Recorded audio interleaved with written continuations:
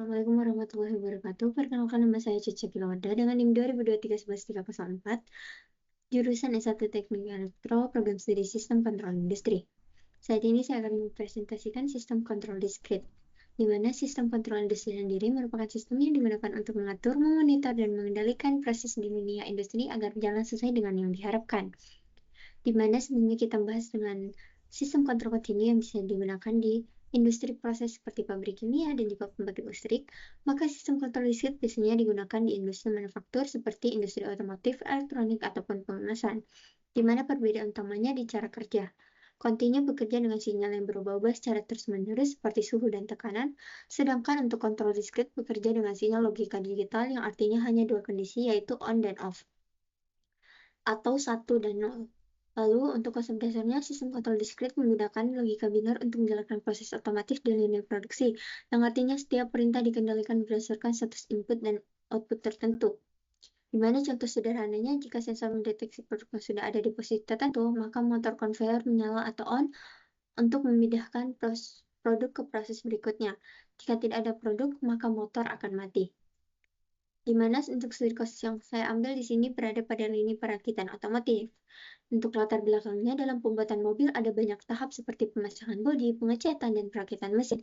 Untuk menjaga kecepatan dan akurasi produksi, semua proses ini harus dikontrol otomatis menggunakan sistem kontrol diskrit, di mana untuk komponen sistemnya ada 4, yaitu sensor untuk mendeteksi keberadaan komponen, PLC untuk mengolah sinyal dari sensor dan menjalankan program logikanya, lalu aktuator berupa motor, silinder pneumatik, atau robot industri yang melakukan gerakan fisik. Lalu ada human-machine interface, yaitu layar antarmuka untuk operator memantau dan mengendalikan sistem.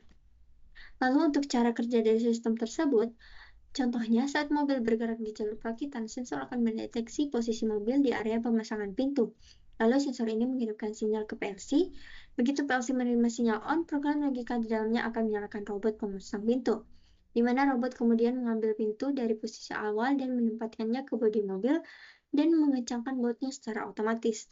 Setelah sensor lain mendeteksi bahwa proses PLC pemasangan sudah selesai, PLC akan mematikan robot dan mengaktifkan konveyor untuk memindahkan mobil ke stasiun berikutnya, di mana semua aksi ini terjadi secara berurutan terprogram berdasarkan logika diskritnya. Lalu untuk manfaat sistem kontrol ada 4, yaitu di mana meningkatkan produktivitas, kualitas produknya lebih seragam, efisiensi yang tinggi, dan keamanan yang lebih baik. Untuk tantangan dan perkembangan modernnya, walaupun sistem kontrol diskrit sudah sangat efisien, tetap ada tantangannya seperti kompleksitas jaringan kontrol yang tinggi, sinkronisasi antar robot dan konveyor, dan juga kebutuhan integrasi dengan sistem digital berbasis data besar atau big data.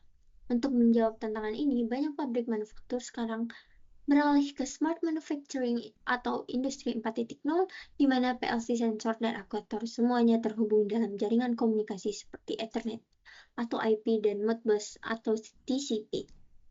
Untuk kesimpulannya, sistem kontrol diskrit adalah bagian penting dari otomatisasi industri manufaktur, di mana sistem ini bekerja berdasarkan logika digital dan sinyal on dan off untuk mengatur proses produksi.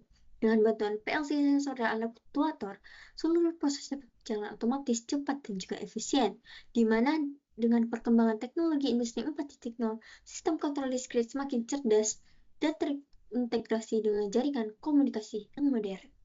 Demikian presentasi dari saya. Wabillahi taufiq wal hidayah. Wassalamualaikum warahmatullahi wabarakatuh.